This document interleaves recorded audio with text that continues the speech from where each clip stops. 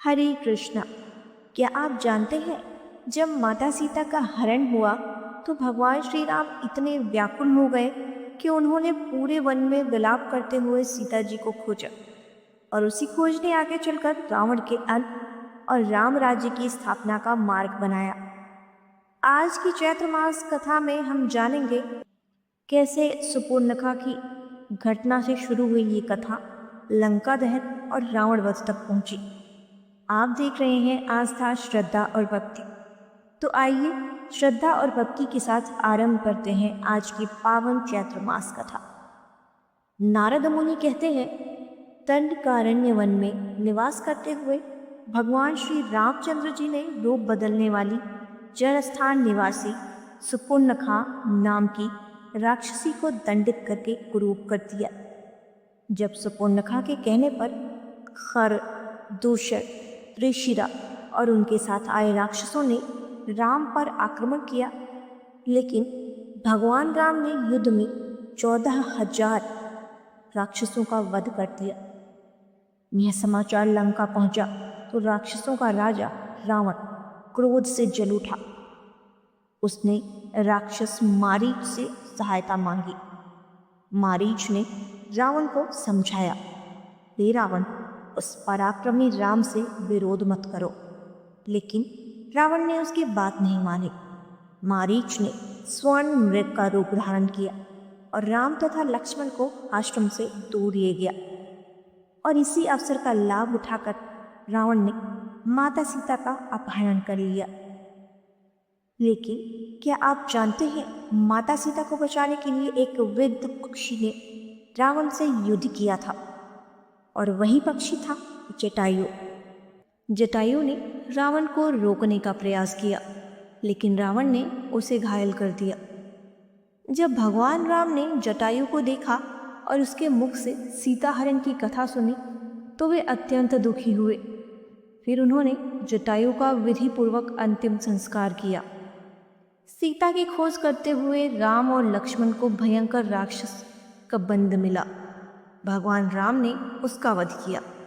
मुक्त होते समय उसने बताया, हे रघुनंदन, अब आप धर्मपरायण शबरी के आश्रम जाइए।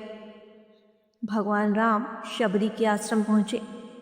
शबरी ने अत्यंत प्रेम से उन्हें बेर अर्पित किए और उनकी सेवा की। फिर राम पंपा सरोवर पहुंचे, जहां उनकी भेंट हनुमान जी से हुई। हनुमान जी के माध्यम से राम की मित्रता सुग्रीव से हुई। दोनों ने अग्नि को साक्षी मानकर मित्रता की, लेकिन सुग्रीव को राम की शक्ति पर थोड़ा संदेह था, और तब भगवान राम ने जो किया उसे देखकर सुग्रीव भी चकित रह गया।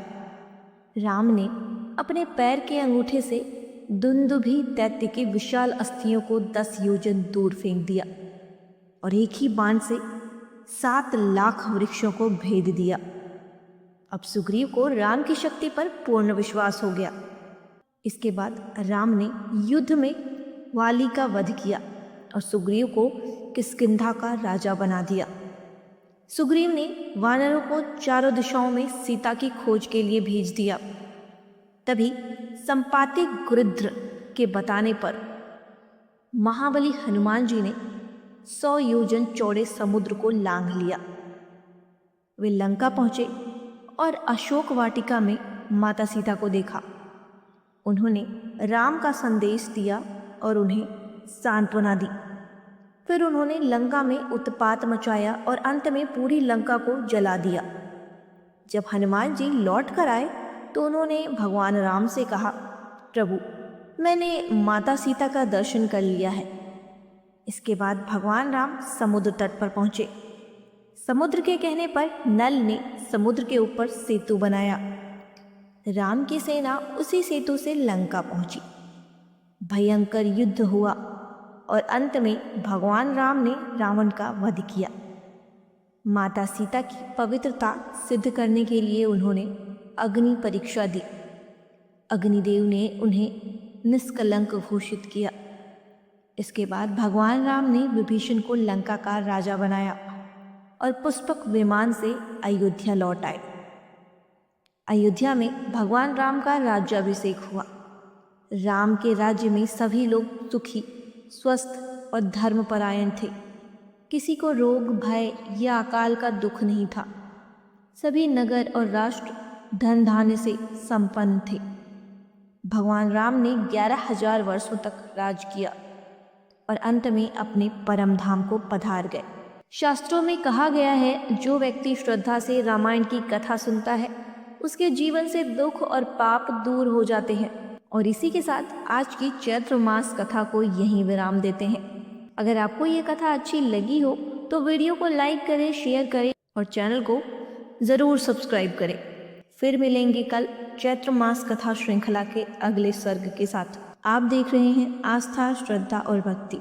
हरे कृष्णा।